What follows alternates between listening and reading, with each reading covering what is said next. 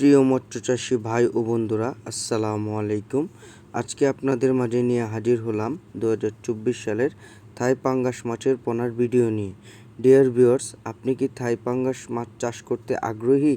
তাহলে এই ভিডিওটি আজকে আপনার জন্য। বর্তমানের থাই পাঙ্গাস মাছ কালচার করতে চাইলে ট্যাঙ্কিতে, পুকুরে অথবা বায়োফ্লগে কালচার করতে পারেন।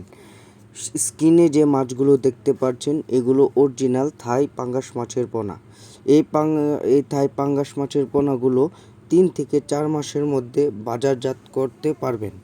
এই থাই পাঙ্গাস মাছগুলো 3 থেকে 4 মাস কালচার করার পর দুই থেকে তিনটায় 1 কেজি হয়ে থাকে। তো প্রিয় মাছ চাষি ভাইয়েরা, আমাদের কাছ থেকে এই মাছগুলো ক্রয় করতে পারেন। আমরা সারা বাংলাদেশে ডেলিভারি দিয়ে থাকি।